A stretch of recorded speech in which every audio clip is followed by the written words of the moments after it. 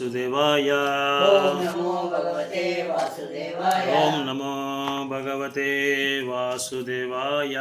ओम नमो भगवते वासुदेवाय। नारायणं नमस्कृत्यं नरं नमस्कृत्यं चैव नरोत्तमं देवीं सरस्वतीं व्यासं देवी सरस्वती व्यासं ततो जयमुदीरये। तदोजयमुदीरये। नष्टप्रायेषु अभद्रेषु नष्टप्रायेषु भद्रेषु नित्यं भागवत सेवया नित्यं भागवत सेवया। भगवते उत्तमश्लोके भगवती उत्तमश्लोके भक्तिर्भवति नैष्टिकी।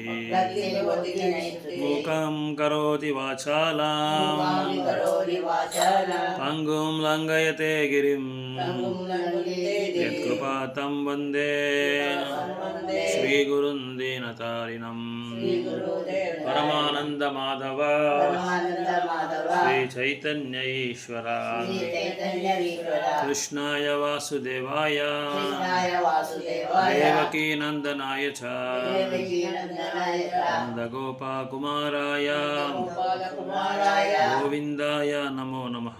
गोविंदाय नमो नमः। ಭಗವದ್ಗೀತಾ ಯಥಾರೂಪ ಅಧ್ಯಾಯ 6 ಶ್ಲೋಕ ನಂಬರ್ 8 6 7 ಆಯಿತು.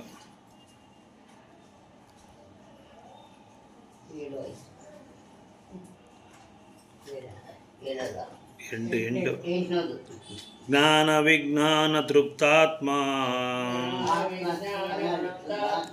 ಜ್ಞಾನ ವಿಜ್ಞಾನ ತೃಪ್ತಾತ್ಮ ಕುಟಸ್ಥೋ ವಿಜತೇಂದ್ರಿಯಃ ಕುಟಸ್ಥೋ ವಿಜಯೇಂದ್ರಿಯಃ ಯುಕ್ತ ಇತಿ ಉಚ್ಯತೆ ಯೋಗಿ ಸಮಲಾಸ್ತ್ರಶಮಾ ಕಾಂಚನಃ ಸಮಲೋಷ್ಟ್ರಾಸ್ಮ ಕಾಂಚನಃ. ಇದು ಆಗೈತಮ್ಮ ಕಾಂಚನ, ಇದು ಆಗೈತೆ ಗೋಲ್ಡ್ ಐತೆ ಆಯ್ತು. 9 ಸುಹೃನ್ಮಿತ್ರಾರಿ ಉದಾಸೀನ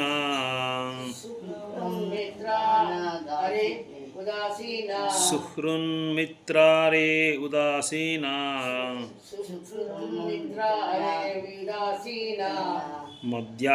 ಮಧ್ಯಸ್ಥ ದ್ವೇಷ್ಯ ಬಂಧುಷು ಮಧ್ಯಸ್ಥ ದ್ವೇಷ್ಯ ಬಂಧುಷು ಸಾಧುಷು ಅಪಿ ಚ ಪಾಪೇಷು ಸಾಧುಸ್ವಾಪಿ ಚ ಅಪದೆ ಪಾಪೇಷು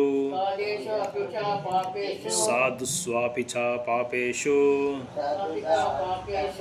ಸಮಬುದ್ಧಿರ್ವಿಶಿಷ್ಯತೆ.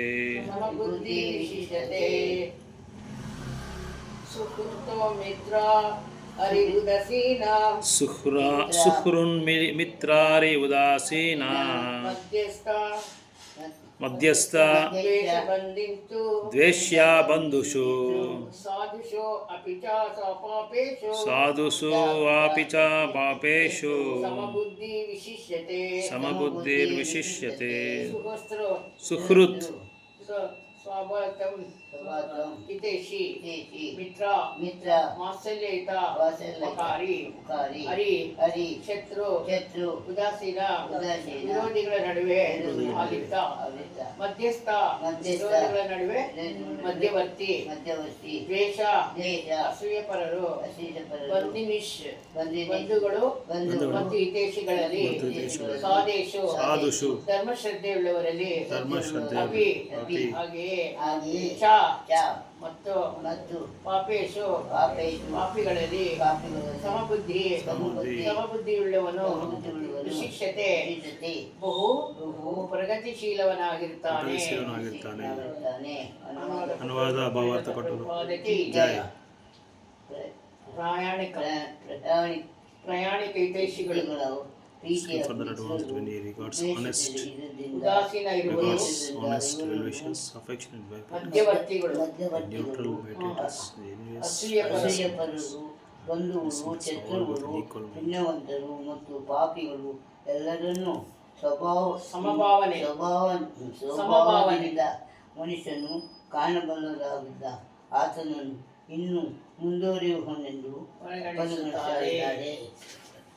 10 ಯೋಗಿ ಯುಂಜಿತ ಸತತಂ ಯೋಗಿ ಯಜ್ಜಿತ ಸತತಂ ಯೋಗಿ ಉಂಜಿತ ಸತತಂ ಯೋಗಿ ಯಜ್ಜಿತ ಸತತಂ ಆತ್ಮಾನಾಂ ರಹಸಿ ಸ್ಥಿತಃ ಚಿತಃ ಆತ್ಮಾನಾಂ ರಹಸಿ ಸ್ಥಿತಃ ಏಕಾಗ್ಯಯತ ಚಿತಾತ್ಮಾ ಏಕಾಗ್ಯಯತ ಏಕಾಗ್ಯಯಾತ ಚಿತಾತ್ಮಾ ಏಕಾಂಗೀಯತ ಚಿತ್ತಾತ್ಮಾ ಏಕಾಗ್ಯಯತ ಚಿತಾತ್ಮಾ ಏಕಾಂಗೀಯತ ಹರೇ ಕೃಷ್ಣ ಹರೇ ಕೃಷ್ಣ ನಿರಾಶೀರ್ ಅಪರಿಗ್ರಹಃ ನಿರಾಶಿ ಅಪರಿಗ್ರಹ ನಿರಾಶೀರ್ ಅಪರಿಗ್ರಹಃ ನಿರಾಶಿ ಅಪರಿಗ್ರಹ ಯೋಗಿ ಯಜ್ಞಾತ ಸಮತಂ ಯುಂಜಿತ ಯೋಗಿ ಯುಂಜಿತ ಸತತಂ ಯುಂಜಿತ ಅಂದರೆ ಭಗವಂತನ ಕೃಷ್ಣ ಭಕ್ತಿ ಮೇಲೆ ಕಾನ್ಸಂಟ್ರೇಟ್ ಮಾಡುವಂತ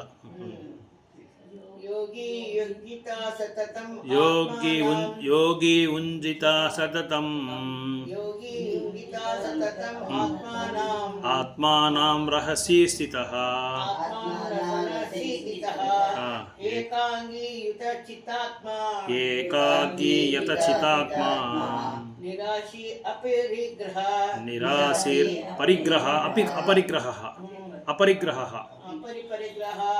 ಪರಿಗ್ರಹ ಯೋಗಿ ಫ್ರೀ ಫ್ರಮ್ ದಿ ಆಧ್ಯಾತ್ಮಿಕವಾದಿಯು ಯುಂಜಿತಃ ಕೃಷ್ಣ ಪ್ರಜ್ಞೆಯಲ್ಲಿ ಏಕಾಗ್ರಗೊಳಿಸಬೇಕು ನಿರಂತರವಾಗಿ ತನ್ನನ್ನು ರಹಸಿ ಏಕಾಂತ ಸ್ಥಳದಲ್ಲಿ ನೆಲೆಸಿದವನಾಗಿ ಏಕಾಕಿ ಒಬ್ಬನೇ ಯುತಚಿತ್ತ ಆತ್ಮ ಮನಸ್ಸಿನಲ್ಲಿ ಸದಾ ಜಾಗೃತನಾಗಿ ನಿರಾಶಿ ಬೇರೆ ಯಾವುದರಿಂದಲೂ ಆಕರ್ಷಿತನಾಗದೆ ಅಪರಿಗ್ರಹ ಸ್ವಾಧೀನತಾ ಭಾವದಿಂದ ಮುಕ್ತನಾಗಿ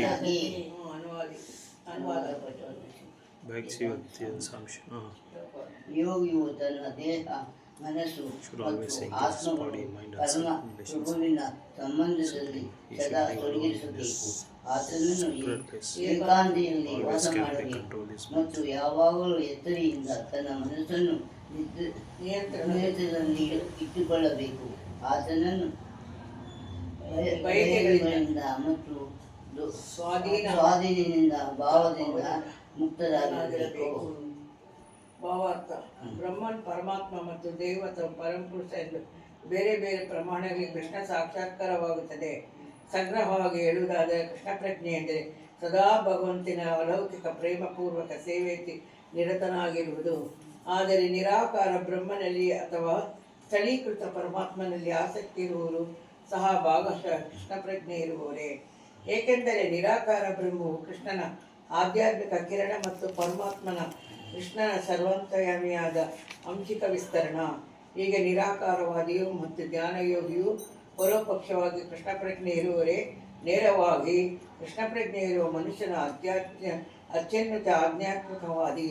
ಏಕೆಂದರೆ ಇಂಥ ಬ್ರಹ್ಮನಿಗೆ ಭಕ್ತನಿಗೆ ಬ್ರಹ್ಮನೆಂದರೇನು ಪರಮಾತ್ಮ ಎಂದರೇನು ತಿಳಿದಿದೆ. ಪರಮ ಸತ್ಯದ ಅವನ ಜ್ಞಾನ ಪರಿಪೂರ್ಣವಾಗಿದೆ. ಆದರೆ ನಿರಾಕಾರವಾದಿಯು ಮತ್ತು ಜ್ಞಾನಯೋಗಿ ಕೃಷ್ಣ ಪ್ರಜ್ಞೆ ಅಪರಿಪೂರ್ಣವಾಗಿರುತ್ತೆ. ಆದರೂ ಇಲ್ಲಿ ಇವರಿಗೆಲ್ಲರಿಗೂ ತಮ್ಮ ವಿಶಿಷ್ಟ ಅನ್ವೇಷಣೆಗಳ ಸತತವಾಗಿ ತೊಡಗಿರುವಂತೆ ಹೇಳಲಾಗಿದೆ. ಏಕೆಂದರೆ ಅವರು ಶೀಘ್ರವಾಗಿಯೂ ಅಥವಾ ವಿಳಂಬರವಾಗಿಯೂ ಅತ್ಯುನ್ನತ ಪರಿಣಿತಿಯನ್ನು ಮುಟ್ಟಲು ಸಾಧ್ಯವಾಗಬಹುದು. ಆಧ್ಯಾತ್ಮಿಕವಾದಿಯು ಮೊದಲನೆಯ ಕೆಲಸವೆಂದರೆ ಮನಸ್ಸನ್ನು ಸದಾ ಕೃಷ್ಣನ ನೆಲೆಗೊಳಿಸುವುದು.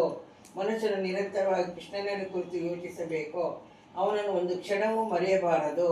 ಪರಮಪುರುಷನ ಮನಸ್ಸನ್ನು ಕೇಂದ್ರಿಸುವುದಕ್ಕಾಗಿ ಸಮಾಧಿ ಎಂದು ಹೆಸರು. ಮನಸ್ಸನ್ನು ಕೇಂದ್ರೀಕರಿಸುವ ಮನುಷ್ಯನು ಯಾವಾಗಲೂ ಏಕಾಂತವಾಸಿಯಾಗಿರಬೇಕು. ಹೊರಗಿನ ವಸ್ತುಗಳಿಂದ ಶೋಭೆ ಉಂಟಾಗದಂತೆ ನೋಡಿಕೊಳ್ಳಬೇಕು. ತನ್ನ ಸಾಕ್ಷಾತ್ಕಾರಕ್ಕೆ ಸಹಕಾರಿಯಾದದನ್ನು ಸ್ವೀಕರಿಸಲು ಮತ್ತು ಅನುಕೂಲವಾದನ್ನು ತಿರಸ್ಕರಲು ಅವನು ಸದಾ ಎಚ್ಚರದಿಂದಿರಬೇಕು. ಹಲವು ಅನಾಗತ್ಯವಾದ ಐಚ್ಛಿಕ ವಸ್ತುಗಳು ಮನುಷ್ಯನಲ್ಲಿ ಒಡೆತನದ ಭಾವನೆಗಳನ್ನು ಉಂಟು ಮಾಡುತ್ತವೆ. ಪರಿಪೂರ್ಣ ದೃಢ ಸಂಕಲ್ಪ ಮಾಡಿ ಆತನು ಇವುಗಳ ಬಯಕೆಯನ್ನು ದೂರವಿಡಬೇಕು. ಈ ಎಲ್ಲ ಪರಿಪೂರ್ಣತೆಗಳ ಮುನ್ನೆಚ್ಚರಿಕೆಯನ್ನು ಮನುಷ್ಯನು ನೇರವಾಗಿ ಕೃಷ್ಣ ಪ್ರಜ್ಞೆಯಲ್ಲಿದ್ದಾಗ ಸಂಪೂರ್ಣವಾಗಿ ಕಾರ್ಯಗತ ಮಾಡಬಹುದು. ಏಕೆಂದರೆ ನೇರ ಕೃಷ್ಣ ಪ್ರಜ್ಞೆ ಎಂದರೆ ಆತ್ಮಸ್ವಾರ್ಥ ತ್ಯಾಗ. ಇದರಲ್ಲಿ ಐಹಿಕ ಸ್ವಾಧೀನ ಭಾವಕ್ಕೆ ಅವಕಾಶವಿಲ್ಲ. ಶ್ರೀ ರೂಪ ಗೋಸ್ವಾಮಿಯರು ಕೃಷ್ಣ ಪ್ರಜ್ಞೆಯ ಲಕ್ಷಣಗಳನ್ನು ಹೀಗೆ ಹೇಳುತ್ತಾರೆ: ಮನುಷ್ಯನು ಯಾವುದಕ್ಕೂ ಅಂಟಿಕೊಳ್ಳಲಾಗದಿದ್ದಾಗ, ಆದರೆ ಎಲ್ಲವನ್ನೂ ಕೃಷ್ಣ ಸಂಬಂಧದಲ್ಲಿ ಸ್ವೀಕರಿಸಿದಾಗ ಆತನು ಸರಿಯಾದ ರೀತಿಯಲ್ಲಿ ಸ್ವಾಧೀನ ಭಾವವನ್ನು ಮೀರಿದವನಾಗುತ್ತಾನೆ. ಅದರ ಬದಲು ಪ್ರತಿಯೊಂದು ಅದಕ್ಕೆ ಕೃಷ್ಣನನ್ನು ನುಡಿರುವ ಸಂಬಂಧವನ್ನು ತಿರಸ್ಕರಿಸುವನು ತ್ಯಾಗದಲ್ಲಿ ಎಷ್ಟು ಪರಿಪೂರ್ಣವಲ್ಲ. ಕೃಷ್ಣ ಪ್ರಜ್ಞೆಯಲ್ಲಿರುವ ಮನುಷ್ಯನಿಗೆ ಎಲ್ಲವೂ ಕೃಷ್ಣನಿಗೆ ಸೇರಿದೆ ಎನ್ನುವುದು ಚೆನ್ನಾಗಿ ತಿಳಿದಿರುತ್ತದೆ. ಆದ್ದರಿಂದ ಯಾವ ವಸ್ತುವೇ ಆದರೂ ತನಗೆ ಸೇರಿದ್ದು ಎನ್ನುವ ಭಾವನೆಗಳ ಮುಕ್ತನಾಗಿರುತ್ತಾನೆ. ಹೀಗಿರುವ ತನಗೆ ಬೇಕೆಂಬ ಕಾರಣಕ್ಕಾಗಿ ಆತನು ಯಾವುದಕ್ಕೂ ಹಂಬಲಿಸುವುದಿಲ್ಲ. ಕೃಷ್ಣ ಪ್ರಜ್ಞೆ ಅನುಕೂಲವಾದ ವಸ್ತುಗಳನ್ನು ಹೇಗೆ ಸ್ವೀಕರಿಸಬೇಕು ಮತ್ತು ಕೃಷ್ಣ ಪ್ರಜ್ಞೆಗೆ ಅನುಕೂಲವಾದ ವಸ್ತುಗಳು ಹೇಗೆ ತಿರಸ್ಕರಿಸಬೇಕು ಎಂದು ಆತನಿಗೆ ತಿಳಿದಿರುತ್ತದೆ. ಆತನು ಐಹಿಕ ವಸ್ತುಗಳಿಂದ ಸದಾ ದೂರವಾಗಿರ್ತಾನೆ, ಏಕೆಂದರೆ ಆತನ ಆಧ್ಯಾತ್ಮಿಕ ಸ್ಥಿತಿಯಲ್ಲಿರ್ತಾನೆ. ಕೃಷ್ಣ ಪ್ರಜ್ಞೆಯಲ್ಲಿ ಇಲ್ಲದವರಿಗೆ ಅವನಿಗೆ ಯಾವುದೇ ಸಂಬಂಧವಿರುವುದಿಲ್ಲ. ಅವನು ಯಾವಾಗಲೂ ಏಕಾಂಗಿ. ಆದ್ದರಿಂದ ಕೃಷ್ಣ ಪ್ರಜ್ಞೆಯಲ್ಲಿ ಮನುಷ್ಯನು ಪರಿಪೂರ್ಣವಾಗಿ ಯೋಗಿ. ಓಂ ಅಜ್ಞಾನತಿಮಿರಂಧಸ್ಯ ಜ್ಞಾನಾಂಜನಶಲಾಕಯ ಚಕ್ಷುರುನ್ಮಿಲಿತಂ ಯೇನ ತಸ್ಮೈ ಶ್ರೀ ಗುರುವೇ ನಮಃ.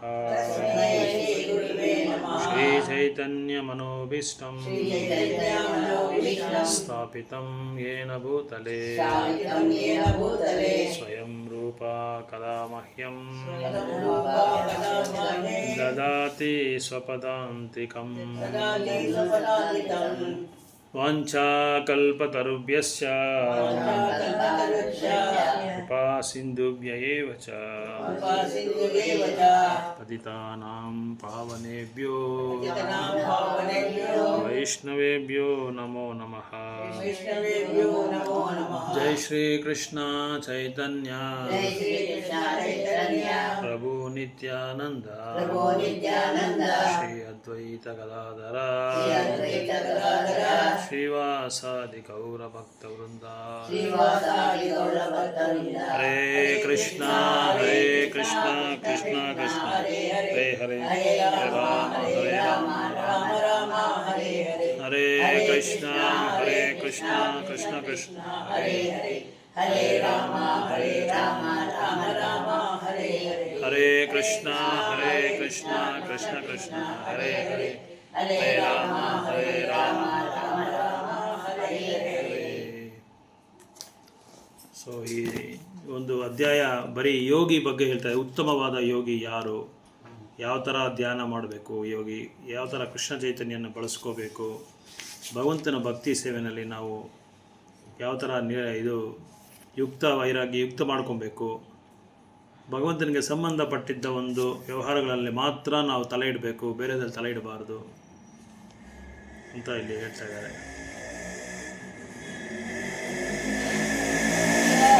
8ನೇ ಶ್ಲೋಕದಲ್ಲಿ 9ನೇ ಶ್ಲೋಕದಲ್ಲಿ ಒಬ್ಬ ನಿಜವಾದ ಯೋಗಿ ಎಲ್ಲರನ್ನೂ ಸಮಾನವಾಗಿ ಸಮಾನ ನೆಲೆ ಒಂದೇ ಸಮಾನವಾಗಿ ಸಮಾನ ಭಾವದಿಂದ ನೋಡ್ತಾನಂತೆ. ಅವರು ಶ್ರೇಯಾಭಿಲಾಷಿಯಾಗಿರಲಿ ಅಥವಾ ನಮಗೆ ಯಾವಾಗಲೂ ಅವರು ಸಹಾಯ ಮಾಡೋರಾದ್ರೂ ಪರವಾಗಿಲ್ಲ, ನಮಗೆ ಹಿತವಾದ ಅವರು ಆದ್ರೂ ಪರವಾಗಿಲ್ಲ, ಇನ್ನೊಂದು ನಮಗೆ ಮಧ್ಯಸ್ಥರಾಗಿದ್ರೇನು ಪರವಾಗಿಲ್ಲ, ನಮ್ಮ ಮೇಲೆ ಅವರು ಅಸೂಯೆ ಪಡೆದವರ ಅಸೂಯೆ ನಮ್ಮ ಮೇಲೆ ಅಸೂಯೆ ತೋರಿಸೋರಿದ್ರೂ ಪರವಾಗಿಲ್ಲ, ಸ್ನೇಹಿತರು, ಶತ್ರುಗಳು, ಪುಣ್ಯಾತ್ಮಗಳು, ಪಾಪಾತ್ಮಗಳು ಎಲ್ಲರನ್ನೂ ಸಮಾನವಾಗಿ ನೋಡ್ತಾನಂತೆ. ಯಾರೋ A person is considered still further advanced. ತುಂಬ ಭಕ್ತ ಒಂದು ಉತ್ತಮವಾದ ಸ್ಥಿತಿನಲ್ಲಿರೋ ಭಕ್ತಿ ಸೇವೆಯಲ್ಲಿ ಉತ್ತಮವಾದ ಸ್ಥಿತಿನಲ್ಲಿರೋನು ಎಲ್ಲರನ್ನೂ ಸಮಾನವಾಗಿ ನೋಡ್ತಾನೆ. ಶತ್ರುನೂ ಸಮಾನವಾಗಿ ನೋಡ್ತಾನೆ, ಸ್ನೇಹಿತರನ್ನೂ ಸಮಾನವಾಗಿ ನೋಡ್ತಾನೆ, ನಮಗೆ ಶ್ರೇಯಾಭಿಲಾಷಿ ನಮ್ಮ ಒಳ್ಳೆಯದನ್ನು ಬಯಸ್ತಾರಲ್ಲ ಅವ್ರನ್ನೂ ಒಳ್ಳೆ ಥರ ನೋಡ್ತಾನೆ, ನಮಗೆ ಸಹಾಯ ಮಾಡ್ದೇನೋ ಅವನು ಅವ್ರನ್ನೂ ಒಳ್ಳೇದಾಗಿ ನೋಡ್ತಾನೆ, ಸಹಾಯ ಮಾಡದೇ ಇರೋನು ಒಳ್ಳೇದಾಗಿ ನೋಡ್ತಾನೆ, ಎಲ್ಲರನ್ನೂ ಸಮಾನವಾಗಿ ನೋಡ್ತಾನೆ. ಅವನೇ ಉತ್ತಮ ಭಕ್ತ ಉತ್ತಮ ಯೋಗಿ ಅವನೇ ಅಂತ ಹೇಳ್ತಾ ಇದ್ದಾರೆ ಇಲ್ಲಿ. ಭೇದ ಇರಲ್ಲ. 9ನೇ ಸಲ ಇವನು ಒಳ್ಳೆಯವನು, ಇವನು ಕೆಟ್ಟವನು, ಇವನು ನನಗೆ ಕೆಡಕ್ ಮಾಡಿದ್ದಾನೆ, ಇವನು ನನ್ನ ಬಗ್ಗೆ ಹೇಳ್ತಾ ಇದ್ದಾನೆ. ಅವನು ಏನೇ ಅಲ್ಲಿ, ಉದಾಹರಣೆಗೆ ಯುಧಿಷ್ಠಿರ ಮಹಾರಾಜು ಧರ್ಮರಾಜನ ಏನು ಮಾಡ್ತಾರೆ ಅಂದರೆ, ದ್ರೋಣಾಚಾರ್ಯ ಗುರುಕುಲಲ್ಲಿ ದುರ್ಯೋಧನ ಕರೆದ್ಬಿಟ್ಟು, ಭೂಮಿಯೆಲ್ಲ ನೀನು ಸಂಚಾರ ಮಾಡ್ಕೊಂಡು ಬಾ, ನಿನಗಿಂತ ಒಳ್ಳೆಯವ್ರು ಯಾರನ್ನ ಇದ್ದಾರಾ ನೋಡ್ಕೊಂಬಾ ಅಂತ ಕೇಳಿಸ್ತಾರೆ. ದುರ್ಯೋಧನ ಎಲ್ಲ ಸಂಚಾರ ಮಾಡ್ಕೊಂಬರ್ತಾನೆ. ಸಂಚಾರ ಮಾಡ್ಕೊಂಬಂದು ಎಲ್ಲ ನೋಡ್ಬಿಟ್ಟು, ಗುರುಗಳೇ ನೀವು ಹೇಳ್ದಂಗೆ ನಂತರ ಒಳ್ಳೆಯವನು ಯಾರೂ ಇಲ್ಲ, ಎಲ್ಲರೂ ತುಂಬ ಅವ್ರ ಭಾವನೆನೇ ಸರಿಗಿಲ್ಲ, ಎಲ್ಲ ಕೆಡಕರು, ನೀಚರು, ಎಲ್ಲ ಅಯೋಗ್ಯರು, ಎಲ್ಲ ಅಧರ್ಮ ಮಾಡ್ತಾರೆ. ನಾನು ಹಂಗೆ ನೋಡಿದ್ರೆ ನಾನು ಒಬ್ಬನೇ ಸ್ವಲ್ಪ ಕರೆಕ್ಟಾಗಿ ಯೋಗ್ಯಸ್ಥ, ನಾನೇ ಧರ್ಮಿಷ್ಠ ನಾನು ಮತ್ತು ಬಂದು ದುರ್ಯೋಧನ ಹೇಳಿದ ಮೇಲೆ ಯುಧಿಷ್ಠಿರ ಮಹಾರಾಜನ ಕಳಿಸ್ತಾರೆ, ನೀನು ಹೋಗಿ ನೋಡ್ಕೊಂಬಪ್ಪ ಅಂತ ಹೇಳಿದ್ರೆ ಯುಧಿಷ್ಠಿರ ಮಹಾರಾಜ ಹೋಗಿ ನೋಡ್ಕೊಂಬರ್ತಾರೆ. ಎಲ್ಲ ಕಡೆ ನೋಡ್ಕೊಂಬಿಟ್ಟು, ಈ ಭೂಪ್ರಪಂಚದಲ್ಲಿ ಎಲ್ಲರೂ ತುಂಬ ಧರ್ಮಿಷ್ಠರಾಗಿದ್ದಾರೆ, ಎಲ್ಲರೂ ಭಗವಂತನ ಭಕ್ತಿ ಸೇವೆಯನ್ನು ಚೆನ್ನಾಗಿ ಮಾಡ್ತಾ ಇದ್ದಾರೆ, ಎಲ್ಲರ ಮೇಲೂ ಪ್ರೀತಿ ವಿಶ್ವಾಸ ಇದೆ, ಯಾರಿಗೂ ಏನು ಕೊರತೆ ಮಾಡ್ತಾ ಇಲ್ಲ, ಬೇರೆಯವ್ರಿಗೆ ಯಾರೂ ತೊಂದರೆ ಕೊಡ್ತಾ ಇಲ್ಲ. ಆ ಥರ ನೋಡಿದ್ರೆ ನಾನು ಎಷ್ಟೋ ಅವ್ರ ಹತ್ರ ಕಲ್ತ್ಕೊಳ್ಳೋದಿದೆ, ನನ್ನಲ್ಲಿ ಆ ಗುಣಗಳು ಯಾವುದೂ ಇಲ್ಲ. ಯುಧಿಷ್ಠಿರ ಮಹಾರಾಜು ಉತ್ತಮವಾದ ಭಕ್ತರು, ಉತ್ತಮ ವೈಷ್ಣವರು, ಬೇರೆಯವರು ಅವ್ರನ್ನ ಶತ್ರುವಾಗಿ ನೋಡಿದ್ರೆ ಕೂಡ ಅವ್ರ ಶತ್ರುವಾಗಿ ನೋಡಲ್ಲ ಅವರು. ಅದಕ್ಕೆ ಅವ್ರಿಗೆ ಹೆಸರು ಅಜಾತ ಶತ್ರು ಅಂತ ಹೆಸರು. ಅವ್ರಿಗೆ ಯಾರೂ ಶತ್ರುನೇ ಇಲ್ಲ. ಇಲ್ಲೇ ಗೊತ್ತಾಗುತ್ತೆ ನಮಗೆ ಭಗವಂತನ ಭಕ್ತಿ ಸೇವೆನಲ್ಲಿ ಉತ್ತಮ ಭಕ್ತಿ ನೆಲೆಯಲ್ಲಿರೋರಿಗೆ ಅವ್ರಿಗೂ ಮತ್ತೆ ಭೌತಿಕವಾದಿಗಳಿಗೂ ಇರೋ ವ್ಯತ್ಯಾಸ ನಮಗೆ ಗೊತ್ತಾಗುತ್ತೆ. ಭೌತಿಕವಾದಿಗಳು ತನಗೋಸ್ಕರ ಬದುಕೋರು, ತಾನು ಸಂತೋಷವಾಗಿರ್ಬೇಕು, ಬೇರೆಯವ್ರಿಗೆ ಕಷ್ಟ ಬಂದ್ರೂ ಪರವಾಗಿಲ್ಲ, ಬೇರೆಯವ್ರಿಗೆ ನಷ್ಟ ಆದ್ರೂ ಪರವಾಗಿಲ್ಲ, ಬೇರೆಯವ್ರಿಗೆ ದುಃಖ ಬಂದ್ರೂ ಪರವಾಗಿಲ್ಲ, ಅವ್ರು ಬೇರೆಯವ್ರಿಗೆ ನೋವು ಬಂದ್ರೂ ಪರವಾಗಿಲ್ಲ, ನಾನು ಚೆನ್ನಾಗಿರ್ಬೇಕು ಅಂತ ಒಂದು ಭಾವನೆಯಲ್ಲಿ ಅವರು ಭೌತಿಕವಾದಿಗಳು ಬದುಕ್ತಾ ಇರ್ತಾರೆ. ಅದೇ ಉತ್ತಮವಾದ ಭಕ್ತರು ಏನು ಮಾಡ್ತಾರೆ, ನನಗೆ ಕಷ್ಟ ಆದ್ರೂ ಪರವಾಗಿಲ್ಲ, ಅವ್ರು ಬೇರೆಯವ್ರು ಚೆನ್ನಾಗಿರ್ಬೇಕು, ಬೇರೆಯವ್ರು ಸಂತೋಷವಾಗಿರಬೇಕು, ಬೇರೆಯವ್ರು ಸುಖವಾಗಿರಬೇಕು, ಬೇರೆಯವರು ಭಕ್ತಿ ಸೇವೆ ಮಾಡಬೇಕು ಅಂತ ಒಂದು ಉದ್ದೇಶದಲ್ಲಿ ಅವ್ರಿಗೆ ಕಷ್ಟ ಆದ್ರೂ ಪರವಾಗಿಲ್ಲ. ಈಗ ಪ್ರಚಾರ ಮಾಡೋ ಒಂದು ಜಾಗದಲ್ಲಿ ಎಷ್ಟೋ ಕಷ್ಟ ಇರುತ್ತೆ. ಕೆಲವ್ರು ಮನೆಯಲ್ಲಿ ಒಪ್ಪಲ್ಲ, ಕೆಲವ್ರು ಮನೇಲಿ ಒಪ್ತಾರೆ, ನೀನು ಹೋಗಬೇಡ ಅಂತಾರೆ, ನೀನು ಅಲ್ಲೆಲ್ಲ ಇದು ಮಾಡಬೇಡ ಅಂತಾರೆ, ಜಪ ಮಾಡಬೇಡ ಅಂತಾರೆ. ಕೆಲವರೆಲ್ಲ ಜಪ ಮಾಲೆ ತಗೊಂಡು ಎಸೆದು ಬಿಡ್ತಾರೆ, ಮಾಡಬೇಡ, ಇದರಿಂದ ನಮಗೆ ತೊಂದರೆ ಆಗುತ್ತೆ ಅಂತ ಹೇಳ್ತಾ ಇದ್ದಾರೆ. ಭಗವದ್ಗೀತಾ ಬುಕ್ಕೆ ಇಟ್ಕೊಂಬೇಡ, ಮನೇಲಿ ಕುರುಕ್ಷೇತ್ರ ಆಗ್ಬಿಡುತ್ತೆ ಅಂತ ಹೇಳ್ತಾರೆ. ಅಲ್ಲೆಲ್ಲ ವಯಸ್ಸಿದೆ ಅಂತ, ಕೆಲವರು ವಯಸ್ಸಿದೆ ಅಂತ ಹೇಳ್ತಾರೆ, 60-70 ವಯಸ್ಸು ಆದಮೇಲೆ ಮಾಡಿ ಅಂತ ಹೇಳ್ತಾರೆ. ಆ ವಯಸ್ಸಲ್ಲಿ ನಮ್ಮ ಕೈ ಕೂತ್ಕೊಳ್ಳೋಕ್ಕಾಗಲ್ಲ, ನಿಂತ್ಕೊಳ್ಳೋಕ್ಕಾಗಲ್ಲ. ಒಂದು ಕಾಯಿಲೆ ಹೋದರೆ ಇನ್ನೊಂದು ಕಾಯಿಲೆ ಬರುತ್ತೆ, ಇನ್ನೊಂದು ಕಾಯಿಲೆ ಹೋದರೆ ಇನ್ನೊಂದು ಬರ್ತಾ ಇದೆ. ಕಾಯಿಲೆಗಳೆಲ್ಲ ಹೋದರೆ ಮನೆಯಲ್ಲಿ ಬೇರೆ ಥರ ಕಷ್ಟ ಇರುತ್ತೆ, ಮನೆಯಲ್ಲಿ ಬೇರೆ ಕಷ್ಟ ಇರುತ್ತೆ, ಹೊರಗಡೆ ಕಷ್ಟ ಬರುತ್ತೆ. ಈ ಭೌತಿಕ ಪ್ರಪಂಚ ಹೆಂಗಿದೆ ಅಂದರೆ,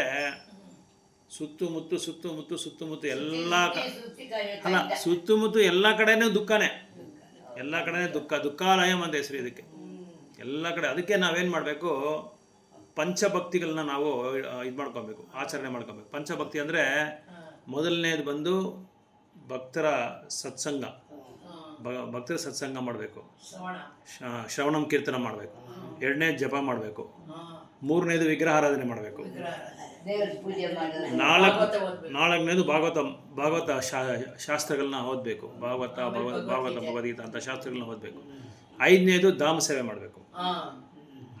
ಧಾಮ ಸೇವೆ ಅಂದರೆ ವರ್ಷಕ್ಕೊಂದ್ಸಲ ಮಾಯಾಪುರ, ವೃಂದಾವನ, ಜಗನ್ನಾಥಪುರಿ ಧಾಮ, ದ್ವಾರಕ ಎಲ್ಲೋ ಒಂದು ಕಡೆ ಹೋಗಿ ಸುಮ್ಮನೆ ನೋಡ್ಕೊಂಬಂದ್ಬಿಟ್ಟು ಸಮುದ್ರದಲ್ಲಿ ಮುಣ್ಕೊಂಬರೋದಲ್ಲ, ಅಲ್ಲಿ ಭಕ್ತರ ಜೊತೆ ಸಾಂಗತ್ಯ ಮಾಡಬೇಕು, ಸಂಘ ಮಾಡಿಕೊಂಡು ಅವ್ರ ಹತ್ರ ಕೇಳ್ಕೊಬೇಕು, ಏನು ಇಂಥದ್ದು ಆ ಭಗವಂತನ ಇದು ಏನದು ಲೀಲೆಗಳ ಬಗ್ಗೆ ಕೇಳಬೇಕು, ಆ ಧಾಮದ ಮಹಿಮೆ ಬಗ್ಗೆ ಕೇಳಬೇಕು. ಇದು ಪಂಚಾಂಗ ಬಗ್ಗೆ 64 ಭಕ್ತಿ ಸೇವೆಗಳಿದೆ, 64 ವಿಧಾನಗಳಿದೆ. 64 ಭಕ್ತರಲ್ಲಿ ಈ 5 ಬಂದು ತುಂಬ ಇಂಪಾರ್ಟೆಂಟು. ಈ 5ರಲ್ಲಿ ಯಾವುದನ್ನು ಒಂದು ಮಾಡಿದ್ರೂ ನಮಗೆ ನಾವು ಭಕ್ತಿ ಸೇವೆಯಲ್ಲಿ ಉದ್ಧಾರ ಆಗೋಕ್ಕೆ ಚಾನ್ಸಸ್ ಇರುತ್ತೆ. ಇದು ಆ ಕಾಲದಲ್ಲಿ ನಿಮಗೆಲ್ಲ ಗೊತ್ತು, ಪಾತಾಳ ಭೈರವಿ ಅಂತ ಇರ್ತು. ಬಾವಿನಲ್ಲಿ ಏನಾದ್ರು ಬಿಂದಿಗೆ ಬಿದ್ದುಬಿಟ್ರೆ ಅದೇ ಕೊಕ್ಕಿ 5 ಕುಕ್ಕಿಗಳು ಹಿಂಗಿರ್ತದೆ, ಅದನ್ನ ಕಟ್ಬಿಟ್ಟು ಹಾಕ್ಬಿಟ್ರೆ ಯಾವುದೋ ಒಂದು ಕೊಕ್ಕಿಗೆ ಸಿಕ್ಕಾಕೊಂಡ್ಬಿಡುತ್ತೆ ಬಿಂದಿಗೆ. ಆ ಥರ ಈ ಭಕ್ತಿ ಸೇವೆನೂ ಪಾತಾಳ ಬೇರೆ ಥರ. ಯಾವುದಾದ್ರು ಒಂದು ಕುಕ್ಕಿಗೆ ನಾವು ಸಿಕ್ಕಾಕೊಂಡ್ಬಿಟ್ರೆ ಸಾಕು, ಅವ್ರು ನಮ್ಮನ್ನ ಎಳ್ಕೊಂಡು ಹೋಗ್ಬಿಡ್ತಾರೆ. ಅಲ್ಲ, ಎಳ್ಕೊಂಡು ಹೋಗ್ಬಿಡ್ತಾರೆ ಅವರು. ಧಾಮ ಸೇವೆನಲ್ಲಿ ಸಾಧುಗಳು ಇರ್ತಾರೆ, ಅವರು ನಮ್ಮನ್ನು ಉದ್ಧಾರ ಮಾಡ್ತಾರೆ, ನಮಗೆ ಜ್ಞಾನೋದಯ ಕೊಡ್ತಾರೆ. ಹೌದು, ಅವಾಗ ನಾವು ಹೋಗಿಸ್ಕೊಂತ ಜ್ಞಾನೋದಯ ಬರುತ್ತೆ. ಇದು ಏನಕ್ಕೆ ಕೇಳ್ತಾ ಇದ್ದಾರೆ ಅಂದರೆ, ಇದಕ್ಕೆ ಕೇಳ್ತಾ ಇಲ್ಲ. 5 ಕೊಕ್ಕಿ ಅಂದರೆ 5 ಪಂಚಾಂಗ ಭಕ್ತಿಗೆ ಸಮಾನ. ಅದು ಒಂದು ಜಪದಿಂದ ನಾವು ಭಕ್ತಿ ಸೇವೆಯಲ್ಲಿ ಉದ್ಧಾರ ಆಗ್ತೀರಿ, 2ನೇದು ವಿಗ್ರಹಾರಾಧನೆಯಿಂದ ಉದ್ಧಾರ ಆಗ್ತೀರಿ, ಇನ್ನೊಂದು ಶ್ರವಣ ಕೀರ್ತನ ಮಾಡಿದ್ರೆ ಭಾಗವತ ಓದೋದ್ರಿಂದ ನಾವು ಉದ್ಧಾರ ಆಗ್ತೀವಿ, ಇನ್ನೊಂದು ಧಾಮ್ಗೆ ಹೋದಾಗ ಒಂದು ವೇಳೆ ಆಗಲ್ಲ, ವಯಸ್ಸಾಗ್ಬಿಟ್ರೆ ಆಗಲ್ಲ, ಅವಾಗ ಏನು ಮಾಡಬೇಕು? ತುಳಸಿ ಸೇವೆ ಮಾಡಬೇಕು, ತುಳಸಿ ಸೇವೆ ಮಾಡಬೇಕು. ಭಕ್ತರ ಹತ್ರ ಸತ್ಸಂಗೀತ ತೊಗೊಂಡ್ರೆ ನಾವು ಧಾಮ್ಗೆ ಹೋದಂಗೆ. ಶ್ರವಣಂ ಕೀರ್ತನ ಮಾಡ್ತಾ ಇದ್ರೆ ನಾವು ಅಲ್ಲಿ ಕರ್ಕೊಂಡು ಹೋಗ್ತಾರೆ, ಅವರು ಆ ಒಂದು ನೆಲೆಗೆ ಕರ್ಕೊಂಡು ಹೋಗ್ಬಿಡ್ತಾರೆ, ಆ ಒಂದು ಸ್ಥಾನಕ್ಕೆ ಅವರು ಭಕ್ತರು ಕರ್ಕೊಂಡು ಹೋಗ್ತಾರೆ.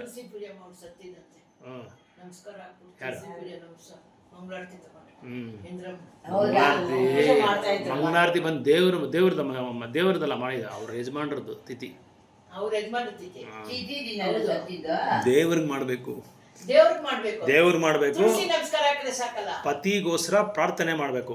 ನನ್ನ ಪತಿ ಯಾವ ಲೋಕದಲ್ಲಿದ್ದಾನೋ ಗೊತ್ತಿಲ್ಲ ನನಗೆ, ದಯವಿಟ್ಟು ಅವ್ರಿಗೆ ವೈಕುಂಠ ಪ್ರಾಪ್ತಿ ಕೊಡಿ, ಇಲ್ಲಾಂದ್ರೆ ಅವ್ರ ಭಕ್ತನಾಗಿ ಮಾಡಿ, ಮೊದಲು ನೆಕ್ಸ್ಟ್ ಜನ್ಮದಲ್ಲಿ ನಂಗೆ ಭಕ್ತನಾಗಿ ಮಾಡಿ ಅಂತ ಪ್ರಾರ್ಥನೆ ಮಾಡೋದು. ಅದಕ್ಕೂ ಒಂದು ವಿಧಿ ಇದೆ, ಒಂದು ವಿಧಾನ ಇದೆ. ಅದ್ರ ತಕ್ಕಂತೆ ನಾವು ಮಾಡಿದ್ರೇನೆ ಅವರು, ನಾವು ಯಾರಿಗೋಸ್ಕರ ಪ್ರಾರ್ಥನೆ ಮಾಡ್ತೀವಿ ಅವ್ರು ಭಗವಂತ ಹತ್ರ ಹೋಗ್ತಾರೆ.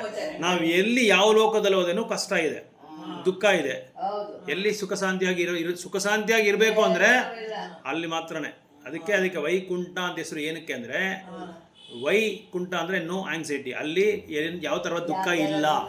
ಕುಂಠ ಅಂದ್ರೆ ದುಃಖ, ಟೆನ್ಷನ್, ಆಂಗ್ಸೈಟಿ, ಒತ್ತಡ. ಕುಂಠ ಅಂದ್ರೆ, ವೈಕುಂಠ ಅಂದ್ರೆ ನೋ ಒತ್ತಡ ಇಲ್ಲ ಅಂತ ಅರ್ಥ. ಅದಕ್ಕೆ ವೈಕುಂಠ ಅಂತ ಹೆಸರು. ಅಂಥ ಜಾಗಕ್ಕೆ ಹೋಗೋಕ್ಕೆ ನಾವು ಪ್ರಾರ್ಥನೆ ಮಾಡಬೇಕು. ನಮ್ಗೆ ಯಾರೇ ಆಗಲಿ, ಪತಿ ಆಗಲಿ, ಮಕ್ಕಳಾಗಲಿ, ಹೆಂಡತಿ ಆಗಲಿ, ಗಂಡ ಆಗಲಿ, ಮೊಮ್ಮಕ್ಕಳಾಗಲಿ, ಅದಕ್ಕೋಸ್ಕರ ನಾವು ಪ್ರಾರ್ಥನೆ ಮಾಡಬೇಕು. ಒಳ್ಳೆ ಭಕ್ತಿ ಸೇವೆ ಬರಬೇಕು, ಒಳ್ಳೆ ಭಕ್ತನಾಗಬೇಕು, ಅದಕ್ಕೋಸ್ಕರ ಪ್ರಾರ್ಥನೆ ಮಾಡಬೇಕಂತ ಹೊತ್ತು ಪತಿಗೋಸ್ಕರ ನಾವೇನು ಮಾಡಬೇಕಂದ್ರೆ, ಪತಿ ಯಾವ ಇದರಲ್ಲಿ ಗೊತ್ತಿಲ್ಲ, ಅವರು ಸಾಯುವಾಗ ಯಾವ ಒಂದು ಚೈತನ್ಯದಲ್ಲಿ ದೇಹ ಬಿಟ್ಟು, ಯಾವ ಭಾವನೆಯಲ್ಲಿ ದೇಹ ಬಿಟ್ಟಿದ್ರೆ ನಮ್ಗೆ ಗೊತ್ತಿಲ್ಲ. ಅದಕ್ಕೆ ನಾವೇನು ಮಾಡಬೇಕು? ನನಗೆ ಅವ್ರು ಎಲ್ಲಿದ್ದಾರೆ ಅಂತ ಗೊತ್ತಿಲ್ಲ, ಇವಾಗ ಯಾವ ಲೋಕದಲ್ಲಿ ಇದ್ದಾರೆ ಗೊತ್ತಿಲ್ಲ. ಅದಕ್ಕೆ ಅವ್ರನ್ನ ದಯವಿಟ್ಟು ಅವ್ರು ಎಲ್ಲೇ ಇರಲಿ, ನಿಮ್ಮ ಸೇವೆನಲ್ಲಿ ಅವ್ರಿಗೆ ನಿಮ್ಮ ಸೇವೆಯಲ್ಲಿ ಅವ್ರಿಗೆ ಆದರ್ಶ ಕೊಡಿ, ಅವ್ರಿಗೆ ಆಶ್ರಯ ಕೊಡಿ. ಒಂದು ವೇಳೆ ಅವ್ರು ಏನಾದ್ರು ಜನ್ಮ ತಗೊಂಡಿದ್ರೆ ಅವ್ರ ಭಕ್ತನ ಒಂದು ಕುಟುಂಬದಲ್ಲಿ ಅವ್ರಿಗೆ ಒಂದು ಚಾನ್ಸ್ ಕೊಡಿ, ಒಂದು ಅವಕಾಶ ಕೊಡಿ ಅವ್ರು ಮಾಡೋದಕ್ಕೆ ಅಂತ ನಾವು ಪ್ರಾರ್ಥನೆ ಮಾಡಬೇಕು. ಆ ಥರ ಪ್ರಾರ್ಥನೆ ಮಾಡಬೇಕು. ಕೃಷ್ಣ ಭಕ್ತಿನಲ್ಲಿ ಅವ್ರಿಗೆ ಅವ್ರ ಸೇವೆಯಲ್ಲಿ ಈಡುಪಡಿಸ ಅಂದರೆ ಮುಗೀತು, ಅವ್ರು ನೋಡ್ಕೊಂಡ್ಬಿಡ್ತಾರೆ, ಎಲ್ಲದರಲ್ಲೂ ಸೇರ್ಬಿಡ್ತಾರೆ. 100% ಅವ್ರಿಗೆ ಕೃಷ್ಣ ಭಕ್ತಿ ಕೊಡಿ ಅಂದರೆ ಸಾಕು ಅವ್ರಿಗೆ. ಆ ಥರ ನಾವು ಪ್ರಾರ್ಥನೆ ಮಾಡಬೇಕು. ಅದೇ ಈ ಥರ ಭಗವಂತನ ಇದರಲ್ಲಿ ಕೃಷ್ಣ ಭಕ್ತಿಗೆ ಯಾವುದು ಅನುಕೂಲವಾಗಿದೆಯೋ ಅದನ್ನು ತಗೋಬೇಕು ನಾವು. ಕೃಷ್ಣ ಭಕ್ತಿ ಯಾವುದು ಅನುಕೂಲ ಇದೆಯೋ ಅದನ್ನು ಮಾತ್ರ ತಗೋಬೇಕು. ಅದಕ್ಕೆ ಅನಾನುಕೂಲವಾಗಿರೋದು ನಾವು ಯಾವುದು ತೊಗೊಳ್ಳೇಬಾರ್ದು. ಅನಾನುಕೂಲವಾಗಿ ತೊಗೊಂಡು ಬೇರೆ ನಾನು ವೈರಾಗಿ, ನಾನು ಇಂಥವನು ಅಂತ ಹೋಗಿ ಕಾಡಲ್ಲಿ ಕೂತ್ಕೊಂಡ್ರೆ ಏನು ಉಪಯೋಗ ಇಲ್ಲ. ಅಲ್ಲೋದ್ರೂ ಅವನಿಗೆ ಸಂಸಾರದ ಬಗ್ಗೆ ಯೋಚನೆ ಬಂದರೆ ಅದು ವೈರಾಗ್ಯನೇ ಅಲ್ಲ. ಅದಕ್ಕೆ ಕೃಷ್ಣ ಭಕ್ತಿನಲ್ಲಿ ತುಂಬ ನಮಗೆ ನೋಡಿ, ಇಲ್ಲಿ 9 ನವವಿಧಾನ ಇವಾಗ ನಾವು ಹಾಡಿದ್ರಿ.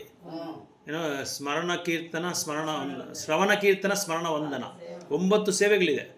ಈ 9 ಸೇವೆಗಳಲ್ಲಿ ಶ್ರವಣ ಕೀರ್ತನ ಮಾಡಿದ್ರೆ ಸಾಕು. ನಾವು ಎಲ್ಲ ಹೆಂಗೋ ಈ ಭೌತಿಕ ಪ್ರಪಂಚದಿಂದ ಹೊರಗಡೆ ಬಂದ್ಬಿಡ್ತೀವಿ. ನಾವು ಹೊರಗಡೆ ಬಂದು ನಾವು ಭಗವಂತ ಹತ್ರ ಹೋಗೋದಕ್ಕೆ ಸಾಧ್ಯವಾಗುತ್ತೆ, ಬಿಡುಗಡೆ ಆಗ್ತೀವಿ. ಈ ಸಂಸಾರದಿಂದ ಬಿಡುಗಡೆ ಆಗ್ತೀವಿ. ಸಂಸಾರ ಅಂದರೆ ಜನ್ಮ, ಮೃತ್ಯು, ಜರ, ವ್ಯಾಧಿ, ಇದೇ ಸಂಸಾರ. ಈ ಸಂಸಾರ ಅಲ್ಲ. ಈ ಸಂಸಾರದಿಂದ ಬಿಡುಗಡೆ, ಆ ಸಂಸಾರದಿಂದ ಬಿಡುಗಡೆ ಆದರೆ ಎಲ್ಲ ಸಂಸಾರದಿಂದ ಬಿಡುಗಡೆ ಆಗ್ತೀವಿ. ಫಸ್ಟ್ ನಾವು ಮತ್ತೆ ಜನ್ಮ ತಗೊಳ್ಳೋ ಸ್ಟಾಪ್ ಮಾಡಬೇಕು. ಅದನ್ನು ನಾವು ರಹಿತ ಮಾಡಿದ್ರೆ ಸರಳವಾಗಿ ನಾವು ಭಗವಂತ ಹತ್ರ ಹೋಗೋಕ್ಕಾಗುತ್ತೆ. ಅದನ್ನು ಮಾಡೋದಕ್ಕೆ ಭಕ್ತಿ ಸೇವೆ ಮಾಡ್ತಾ ಇರಬೇಕಷ್ಟೆ.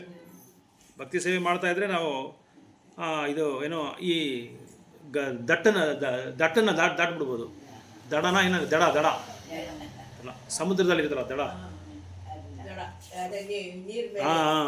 ದಡ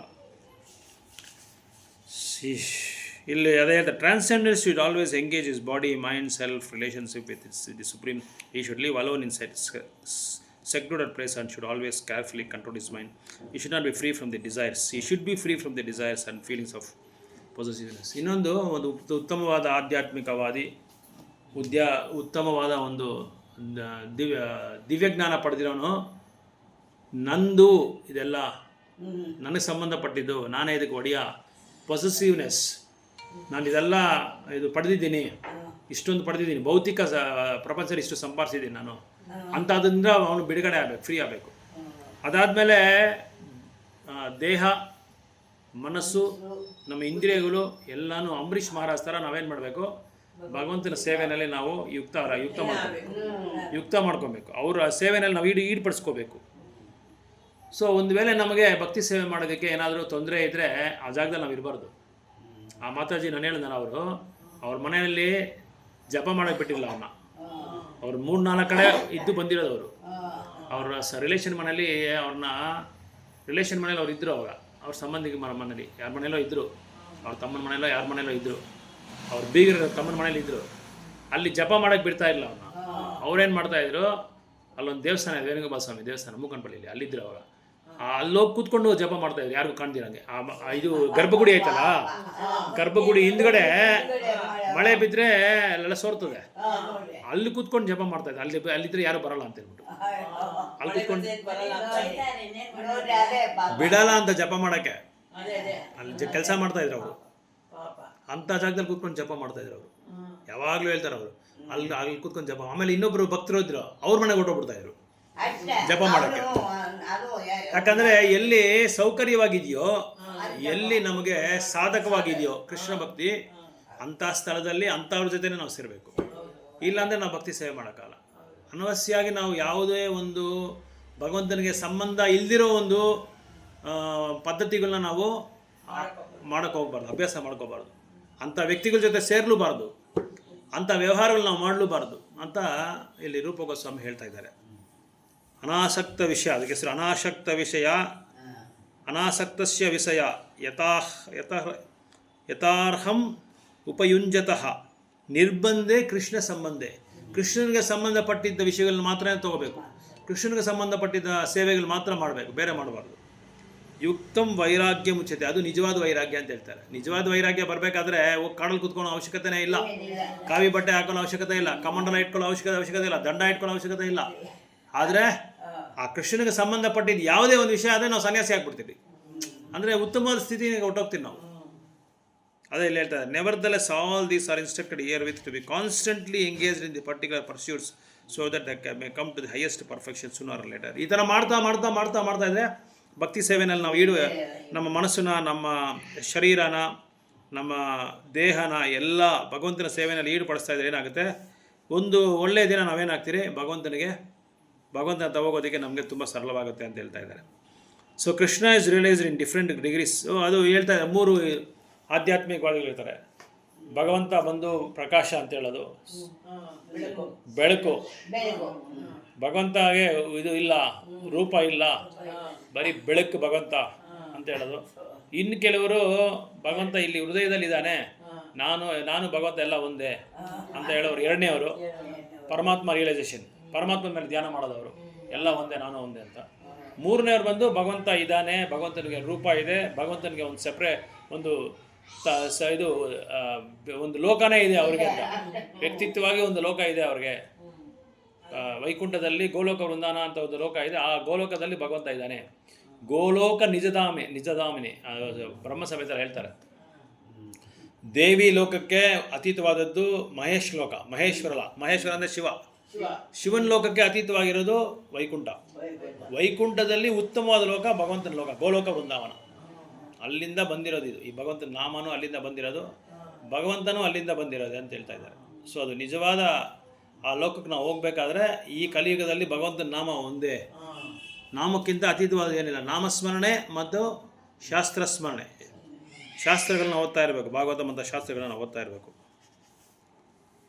So all the localized super soul are also partially Krishna conscious because the impersonal Brahman is the spiritual ray of Krishna and the super soul all pervading person. or also indirectly Krishna conscious. A directly Krishna conscious person is the topmost transcendent. ಈಗ ಭಗವಂತನಿಗೆ ಭಗವಂತ ಇದು ಬರೀ ಇದು ಇದು ಏನದು ಪ್ರಕಾಶ, ಕಾಂತಿ, ಕಾಂತಿ. ಏನದು ಬ್ರಹ್ಮಜ್ಯೋತಿ, ಜ್ಯೋತಿ ಸ್ವರೂಪ ಬ್ರಹ್ಮ. ಅದಕ್ಕೆ ಹೌದು ಅವ್ರು ಹೇಳೋದು ಕರೆಕ್ಟೇ, ಜ್ಯೋತಿ ಸ್ವರೂಪ. ಯಾಕೆ ಜ್ಯೋತಿ ಸ್ವರೂಪ ಅಂದರೆ ಭಗವಂತನ ಒಂದು ದೇಹದಿಂದನೇ ಆ ಜ್ಯೋತಿ ಬರೋದು. ಭಗವಂತ ಇಲ್ಲಾಂದ್ರೆ ಜ್ಯೋತಿ ಬರ್ತದಾ? ಈಗ ಬಿಸಿಲು ಚೆನ್ನಾಗಿ ಒಳ್ಳೆ ಬಿಸಿಲಿದೆ, ಕಾಂತಿ ಬರ್ತಾನೆ ಇದೆ, ಬಿಸಿಲು ಇದು ಬೆಳಕು ಬರ್ತಾ ಇದೆ. ಬೆಳಕೆ ಸೂರ್ಯ ಅಂತ ಹೇಳಕ್ಕಾಗುತ್ತಾ ನಾವು? ಸೂರ್ಯ ಇರೋದಕ್ಕೋಸ್ಕರ ಬೆಳಕು ಬರ್ತಾ ಇರೋದು. ಆ ಸೂರ್ಯ ಇಲ್ಲ ಅಂದ್ರೆ ಬೆಳಕು ಹೆಂಗೆ ಬರುತ್ತೆ? ಆ ಬೆಳಕನೇ ಸೂರ್ಯ ಅಂತ ಹೇಳ್ತಾರೆ. ಆ ಸೂರ್ಯ ಎಲ್ಲಿದ್ದಾನೆ? ಸೂರ್ಯ ಲೋಕಕ್ಕೆ ಹೋದರೆ ಸೂರ್ಯ ಇರ್ತಾನೆ. ನಿಜವಾದ ಸೂರ್ಯ ನಾವು ನೋಡ್ಬೋದು, ಅಲ್ಲಿ ಸೂರ್ಯನ ನೋಡ್ಬೋದು. ಬಟ್ ಇವ್ರೇನು ಹೇಳ್ತಾರೆ, ಈ ಮೊದಲನೇ ತರಗತಿಯವರು ಇದೇ ಸೂರ್ಯ, ಇವನೇ ಸೂರ್ಯ ಅಂತ ಹೇಳ್ತಾರೆ. ಕಾಂತಿನೇ ಸೂರ್ಯ, ಜ್ಯೋತಿನೇ ಸೂರ್ಯ. ಜ್ಯೋತಿ, ನಾನೆಲ್ಲ ಕಡೆ ಇದ್ದೀನಿ, ನಾನೆಲ್ಲ ಕಡೆ ಇದು ಸ್ಪ್ರೆಡ್ ಆಗಿದ್ದೀನಿ, ಎಲ್ಲ ಕಡೆ ನಾನು ವ್ಯಾಪ್ತಿ ಆಗಿದ್ದೀನಿ. ಅದು ನಿಜ. ಭಗವಂತ ಎಲ್ಲ ಕಡೆ ವ್ಯಾಪ್ತಿ ಆಗಿದ್ದಾನೆ. ಯಾಕೆ ವ್ಯಾಪ್ತಿ ಆಗಿದ್ದಾನೆ? ಭಗವಂತ ಇದ್ದಾನೆ, ಅದಕ್ಕೆ ವ್ಯಾಪ್ತಿ ಆಗಿದ್ದಾನೆ. ಭಗವಂತನ ಇಲ್ಲಾಂದ್ರೆ ಹೆಂಗೆ ವ್ಯಾಪ್ತಿ ಆಗುತ್ತೆ? ವ್ಯಾಪ್ತಿ ಆಗಲ್ಲ. ಅದು ಮೊದಲನೇದು. ಎರಡನೇ ತರಗತಿಯವ್ರು ಏನು ಮಾಡ್ತಾರೆ, ಇವರು ಕೃಷ್ಣ ಭಕ್ತಿಲಿದ್ದಾರೆ, ಬಟ್ ಇವ್ರದ್ದು ಬಂದು ಈ ಕೃಷ್ಣ ಭಕ್ತಿ ಬಂದು ಸಂಪೂರ್ಣವಾದಿದ್ದಲ್ಲ. ಎರಡನೇ ಒಂದು ನಿಜ, ಅವರು ಕೃಷ್ಣ ಭಕ್ತಿನೇ, ಪರಮಾತ್ಮನ ಮೇಲೆ ಧ್ಯಾನ ಮಾಡೋದು. ಅವರು ಸ್ವಲ್ಪ ಕೃಷ್ಣ ಭಕ್ತಿ ಇರ್ತಾರೆ. ಮೊದಲನೇ ಅವ್ರು ಏನಿಲ್ಲ, ಶುದ್ಧವಾಗಿಲ್ಲ, ಸಂಪೂರ್ಣವಾಗಿಲ್ಲ, ಅವರು ಭಗವಂತನೇ ಇಲ್ಲ ಅಂತ ಹೇಳ್ತಾರೆ.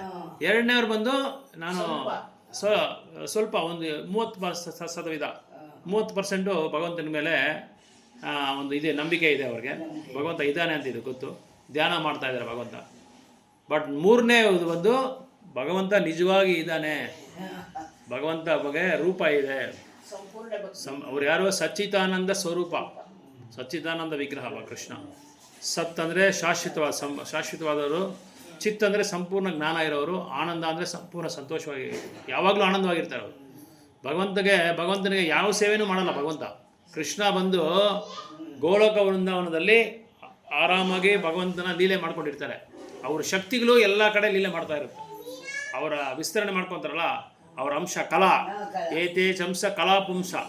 ಕಲಾ ಅಂದರೆ ಅವ್ರ ವಿಸ್ತರಣೆ. ಬಲರಾಮನ ವಿಸ್ತರಣೆ ಮಾಡ್ಕೊತಾರೆ, ಬಲರಾಮ ಮಹಾವಿಷ್ಣು ನಾರಾಯಣಾಗಿ ವಿಸ್ತರಣೆ ಮಾಡ್ಕೊಂಡು ಅವರು ಈ ಭೌತಿಕ ಪ್ರಪಂಚನ ಆಡಳಿತ ಮಾಡ್ತಾರೆ. ಈ ಥರ ಭಗವಂತನಿಗೆ ಸಂಬಂಧಪಟ್ಟ ಕೃಷ್ಣ ಭಕ್ತಿ ಸೇವೆ ನಾವು ಮಾಡ್ತಾ ಇದ್ರೆ ಅವರು ಏನಾಗ್ತಾರೆ ಅಂದರೆ ಹೇಳ್ತಾರೆ ಇಲ್ಲಿ, the first business of a transcendentalist is to keep the mind always on Krishna. ಮೈನ್ ಬಂದು ಮನಸ್ಸೇ ಕಾರಣ. ಈ ಮನಸ್ಸನ್ನು ನಾವು ಕರೆಕ್ಟಾಗಿ ಕಂಟ್ರೋಲ್ ಆಗಿ ಆಡಳಿತವಾಗಿ ಇಟ್ಕೊಂಡು, ಇದೆಲ್ಲ ಫುಲ್ಲು ಚಾಪ್ಟರ್ನ ಮೈಂಡ್ ಬಗ್ಗೆನೆ, ಮಾನಸಿಕವಾಗಿ ಹೇಳೋದು. ಮೈಂಡ್ ಏನೇನು ಹೇಳ್ತೋ ಅದೆಲ್ಲ ಮಾಡುತ್ತೆ ಮೈಂಡು. ಹರೇ ಕೃಷ್ಣ. ಸೊ ಮನಸ್ಸನ್ನು ನಾವು ಕಂಟ್ರೋಲ್ ಮಾಡಿದ್ರೆ, ಮನಸ್ಸನ್ನು ನಾವು ಭಗವಂತನ ದಿಸೆಗೆ ನಾವು ತಿರುಗಿಸ್ಬಿಟ್ರೆ ಮನಸ್ಸು ಕಂಟ್ರೋಲ್ ಬಂದ್ಬಿಡುತ್ತೆ. ನಾವು ಜನ್ಮ ತಗೊಳ್ಳೋದು, ಯಾಕಂದರೆ ಎಲ್ಲದಕ್ಕೂ ಕಾರಣ ಮೈಂಡೇ. ಈಗ ಒಂದು ಇದು ಅಲಾರಾಮ್ ಇದೆ, ಕ್ಲಾಕ್ ಸೆಂಟ್ರಲ್ ಒಂದು ಇದಿದೆ ನೋಡಿ, ಸೆಂಟ್ರಲ್ ನೋಡ್ಬೋದು, ಮುಳ್ಳಿದೆ. ಆ ಮುಳ್ಳಿರೋದ್ರಿಂದನೇ ಎಲ್ಲ ಅದು ಏನಾಗುತ್ತೆ, ಸುತ್ತಾ ಇರುತ್ತೆ. ಆ ಮುಳ್ಳೆ ಮನಸ್ಸು. ಅದನ್ನು ಕಂಟ್ರೋಲ್ ಮಾಡಿದ್ರೆ ಎಲ್ಲ ಕಂಟ್ರೋಲ್ ಆಗ್ಬಿಡುತ್ತೆ. ಅದಕ್ಕೆ ಮನಸ್ಸನ್ನ ಕಂಟ್ರೋಲ್ ಮಾಡೋಕ್ಕಾಗಲ್ಲ. ಮನಸ್ಸನ್ನ ಏನು ಮಾಡಬೇಕು, ಭಗವಂತನ ದಿಸೆಯಲ್ಲಿ ನಾವು ತಿರುಗಿಸ್ಬಿಟ್ಟು ಸೇವೆನಲ್ಲಿ ಇಡ್ಬಿಡ್ಬೇಕು. ಸೇವೆನಲ್ಲಿ ನಾವು ಯಾವಾಗ ಎಂಗೇಜ್ ಆಗ್ತಿರೋ, ಯಾವಾಗ ಯುಕ್ತ ಆಗ್ತಿರೋ, ಅವಾಗ ಏನಾಗುತ್ತೆ, ಎಲ್ಲ ಕಂಟ್ರೋಲ್ಗೆ ಬಂದ್ಬಿಡುತ್ತೆ. ಆವಾಗ ಮನಸ್ಸನ್ನು ನಾವು ಕಂಟ್ರೋಲ್ ಮಾಡೋ ಅವಶ್ಯಕತೆನೇ ಇರಲ್ಲ. ಮನಸ್ಸು ಅವಾಗ ಭಗವಂತನ ಸೇವೆಯಲ್ಲಿ ಇರುವಾಗ ನಾವೇನಾಗುತ್ತೆ, ಅದು ಅವಶ್ಯಕತೆ ಇರಲ್ಲ. ಅದಕ್ಕೋಸ್ಕರ ನಾವು ಪ್ರಯತ್ನ ಮಾಡೋ ಇದೇ ಇರಲ್ಲ, ಅವಸರನೇ ಇರಲ್ಲ. ಸೊ ಅದಕ್ಕೆ ನಾವು ಭಗವಂತನ ನಾಮ ಹೇಳೋದು, ಭಕ್ತರ ಜೊತೆ ಸತ್ಸಂಗೀತ ಮಾಡೋದು, ರಥಯಾತ್ರೆಗೆ ಹೋಗೋದು, ರಥಯಾತ್ರೆಯಲ್ಲಿ ಭಾಗವಹಿಸೋದು, ರಥಯಾತ್ರೆಯಲ್ಲಿ ಸೇವೆ ಮಾಡೋದು. ನೀವು ಬೆಳಗ್ಗೆಯಿಂದ ಸೇವೆ ಮಾಡಿ ನೋಡೋಣ, ಏನೂ ಗೊತ್ತಾಗಲ್ಲ. ಮರ್ತು ಬಿಡ್ತೀವಿ, ಪ್ರಪಂಚನೇ ಮರ್ತು ಬಿಡ್ತೀವಿ, ಟೈಮೇ ಗೊತ್ತಾಗಲ್ಲ. ಭಗವಂತನ ಸೇವೆನಲ್ಲಿ ಇದ್ಬಿಟ್ರೆ ಏನು ಗೊತ್ತಾಗಲ್ಲ. ಇವಾಗ ಜಗನ್ನಾಥ ರಥಯಾತ್ರೆ ಅಂದ್ರೆ ಏನಾಗುತ್ತೆ ಅಂದರೆ, ರಥಯಾತ್ರೆ ದಿನ 108 ಐಟಮ್ಸ್ ಮೇಲೆ ಮಾಡ್ತಾರೆ. ಎಲ್ಲ ಸ್ವಲ್ಪ ದೊನೆಯಲ್ಲಿ ಬರ್ಫಿ ಅಂತೆ, ಸಂದೇಶ್ ಅಂತೆ, ರಸಗುಲ್ಲ ಅಂತೆ, ಜಗನ್ನಾಥ್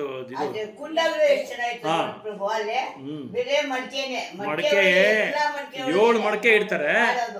7 ಮಡಕೆನಲ್ಲಿ ಇದು ಸೌದೆನಲ್ಲಿ ಬೇಯಿಸೋದು. ಫಸ್ಟ್ ಮಡಕೆ ಇದೆಯಲ್ಲ ಮೇಲೆ, ಅದು ಮೊದಲು ಬೆಂದೋ ಬಿಡುತ್ತಂತೆ. ಕೆಳಗಡೆಗಿಂತ ಫಸ್ಟ್ ಮಡಕೆ ಇರ್ತಾರ, ಮೇಲೆ ಇರೋದು ಅದು ಬೆಂದೋಗ್ಬಿಡುತ್ತಂತೆ. ಅಲ್ಲಿ ಲಕ್ಷ್ಮೀದೇವಿ ಇನ್ಚಾರ್ಜ್ ಅದಕ್ಕೆಲ್ಲ. ಲಕ್ಷ್ಮೀದೇವಿ ಇಲ್ದಿರ ಏನು ಮಾಡೋಕ್ಕಾಗಲ್ಲ ಅಲ್ಲಿ. ಲಕ್ಷ್ಮೀದೇವಿನೇ ಎಲ್ಲದಕ್ಕೂ ಇದು ಅವರೇ ಚೀಫ್ ಅಲ್ಲಿ. ಅವ್ರಿಲ್ದರೆ ಏನು ಮಾಡೋಕ್ಕಾಗಲ್ಲ. ಒಂದ್ಸಲ ಜಗನ್ನಾಥ್ ಬಲದೇವ್ ಸುಭದ್ರ ಮೂವರು, ಕೃಷ್ಣ ಬಲರಾಮ್ ಇವರು ಸುಭದ್ರ ಏನು ಮಾಡ್ತಾರೆ, ಹೊರಗಡೆ ಹೋಗ್ಬೇಕು ಅಂತ ಹೊರಗಡೆ ಹೋಗ್ಬಿಡ್ತಾರೆ. ಜಗನ್ನಾಥ್ ಲಕ್ಷ್ಮಿಗೆ ಹೇಳಿದ್ರೆ ಹೊರಟೋಗ್ಬಿಡ್ತಾರೆ. ಹೊರಟೋಗ್ಬಿಟ್ಟು ತುಂಬ ದಿನ ಆದರೆ ಬರೋದೇ ಇಲ್ಲ. ಲಕ್ಷ್ಮಿಗೆ ಕೋಪ ಬಂದ್ಬಿಡುತ್ತೆ, ನನಗೆ ಹೇಳ್ದಿರ ಹೋಗೋರೆ ಅಂತ ಹೇಳ್ಬಿಟ್ಟು ಅಲ್ಲಿ ಇಂದ್ರದಿಮ್ನ ಮಹಾರಾಜು ಹೆಂಡತಿ ಹೆಸರು ಗುಂಡಿಚ ಅಂತ ಹೆಸರು. ಆ ದೇವಸ್ಥಾನಕ್ಕೆ ಹೊರಟೋಗ್ಬಿಡ್ತಾರೆ. ರಥಯಾತ್ರೆ ಅಲ್ಲೇ ಹೋಗೋದು. ರಥನ ಎಳ್ಕೊಂಡು ಆ ಗುಂಡಿಚ ದೇವಸ್ಥಾನಕ್ಕೆ ಹೋಗ್ತಾರೆ. ಆ ಗುಂಡಿಚ ದೇವಸ್ಥಾನದಲ್ಲಿ 15 ದಿನ ಇರ್ತಾರೆ ಜಗನ್ನಾಥ್. ಆ ದೇವ್ರು ಬರೋಕ್ಕೆ ಮುಂದೆನೇ ಅದೆಲ್ಲ ಕ್ಲೀನ್ ಮಾಡ್ತಾರೆ. ಇವಾಗ ನಮ್ಮ ದೇವಸ್ಥಾನದಲ್ಲಿ ಏನು ಮಾಡ್ತಾರೆ, ರಥಯಾತ್ರೆ ಆಗೋಕ್ಕೆ ಮುಂದೆ ಟೆಂಪಲ್ ಎಲ್ಲ ಕ್ಲೀನ್ ಮಾಡ್ತಾರೆ. ಯಾಕಂದ್ರೆ ಚೈತನ್ಯ ಮಹಾಪ್ರಭು ನಮ್ಗೆ ಹೇಳ್ಕೊಟ್ಟಿರೋದು. ಚೈತನ್ಯ ಮಹಾಪ್ರಭು ಕಾಲದಿಂದ ನಾವು ಹಂಗೆ ಫಾಲೋ ಮಾಡ್ತಾ ಇದ್ದೀವಿ. ಅವರೇ ಚೈತನ್ಯ ಮಹಾಪ್ರಭುನೇ ಕ್ಲೀನ್ ಮಾಡಿದ್ದಾರೆ. ಗುಂಡಿಚ ಮಾರ್ಜನದು ಅಂದರೆ ಎಲ್ಲ ಕ್ಲೀನಾಗಿ ಶುದ್ಧ ಮಾಡೋದು. ಎಲ್ಲ ಒರೆಸಿ ನೀರು ಹಾಕಿ ಧೂಳೆಲ್ಲ ತೆಗೆದು ಹೆಂಗು ವರ್ಷಕ್ಕೊಂದ್ಸಲ ಹೆಂಗು ಕ್ಲೀನ್ ಮಾಡೋಕ್ಕಾಗಲ್ಲ. ಇದೇ ಥರ ಏನು ಮಾಡ್ತಾರೆ ನೋಡಿ, ಭಗವಂತ ಅದನ್ನೂ ರೆಡಿ ಮಾಡಿದ್ದಾರೆ. ದೇವಸ್ಥಾನ ಎಲ್ಲ ಗಲೀಜಾಗ್ಬಿಟ್ಟಿರುತ್ತೆ ಅಂತ ಹೇಳ್ಬಿಟ್ಟು ಅದನ್ನೆಲ್ಲ ನೀರು ಶುದ್ಧ ಮಾಡ್ತಾರೆ. ಗುಂಡಿಚ ಟೆಂಪಲ್ ಅಲ್ಲಿಂದ ಒಂದು 2-3 ಕಿಲೋಮೀಟರ್ ಅನ್ಕೊತೀನಿ. ಅಲ್ಲಿ ಹೋಗ್ತಾರೆ.